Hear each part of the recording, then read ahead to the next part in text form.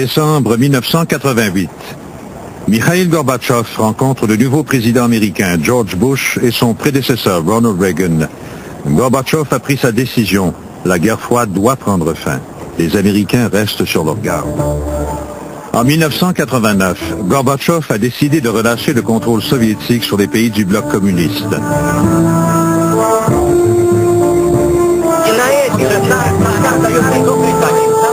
Il annonce aux populations de l'Europe de l'Est qu'elles ont le droit de choisir leur propre avenir. Mais ses interlocuteurs se demandent ce qui va se passer si les non-communistes prennent le pouvoir. L'Union soviétique va-t-elle vraiment leur laisser les coups des franches? Gorbatchev était convaincu que lorsque ces pays obtiendraient leur liberté, ils choisiraient un socialisme à visage humain. Il croyait qu'ils ne tourneraient pas le dos à Moscou et qu'ils ne rejoindraient pas l'Ouest. Il pensait qu'ils seraient reconnaissants envers Moscou et qu'ils conserveraient des liens d'amitié avec l'Union soviétique. La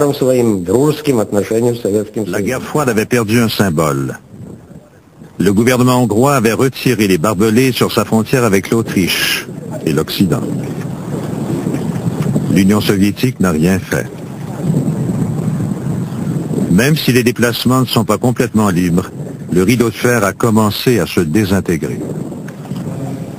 Inspirés par Gorbatchev, les manifestants rêvent de transformer l'Allemagne de l'Est en une démocratie. Ich glaube, für die meisten war Gorbatschow eine große Hoffnung. Gorbatchev nous a donné un grand espoir. In verschiedener Weise. Einmal, premièrement, il a tenté de transformer son pays comme nous voulions transformer le nôtre, par la perestroïka, par une libéralisation progressive. Seul Honecker semble ne pas s'en apercevoir.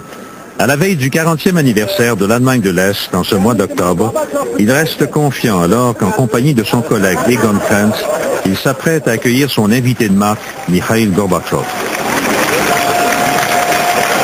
La délégation soviétique sait très bien que le régime est-allemand est chancelant.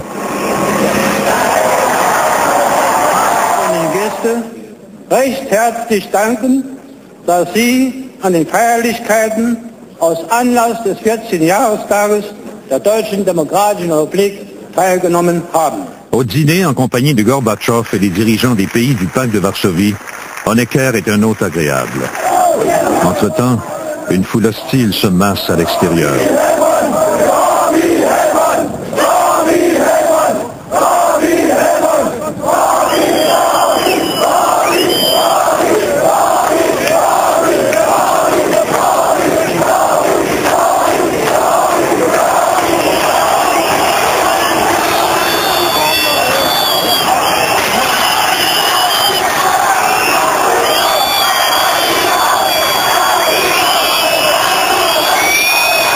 Honecker projette d'écraser la nouvelle opposition. Personne ne sait jusqu'où il ira. De nouvelles libertés. Les manifestations populaires s'intensifient et on réclame davantage. À Berlin-Est, le 4 novembre, un demi-million de personnes se rassemblent. Le 9 novembre 1989, Günther Schabowski annonce aux journalistes de Berlin que les restrictions sur les déplacements vers l'Ouest vont être levées. Le gouvernement prévoit que le changement va entrer en vigueur le lendemain. Mais Schabowski se méprend sur la date. C'est en vigueur à compter de maintenant? Camarades, on m'a dit que la déclaration a déjà été faite. Vous devriez déjà la voir. Selon mes informations, c'est à partir d'aujourd'hui, immédiatement. La nouvelle se répand comme une traînée de poudre dans la ville. Les Berlinois de l'Est précipitent pour voir si les postes de contrôle du mur s'ouvrent vraiment.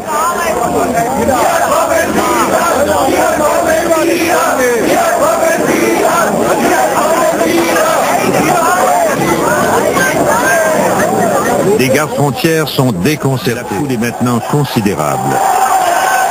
Soudain, les gardes cèdent.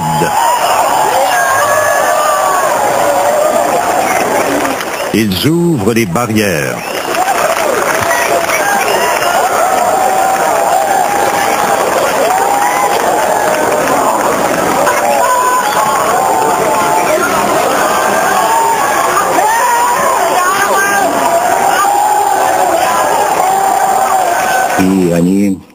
Ils ont ouvert la frontière et n'ont pris aucune contre-mesure. Ils ne m'ont pas consulté ni demandé mon approbation.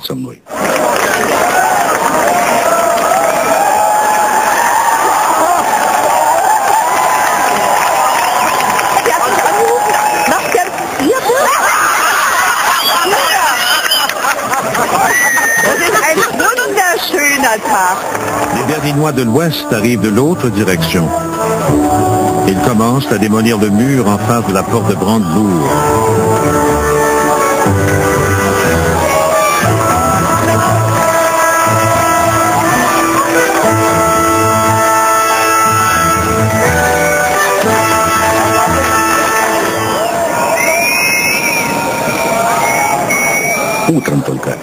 Le lendemain matin, on m'a téléphoné. J'ai dit, vous avez pris la bonne décision. Car comment peut-on tirer sur des Allemands qui traversent la frontière pour rencontrer d'autres Allemands de l'autre côté?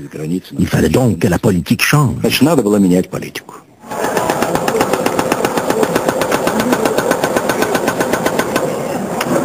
De chaque côté de ce mur, deux mondes armés s'étaient affrontés.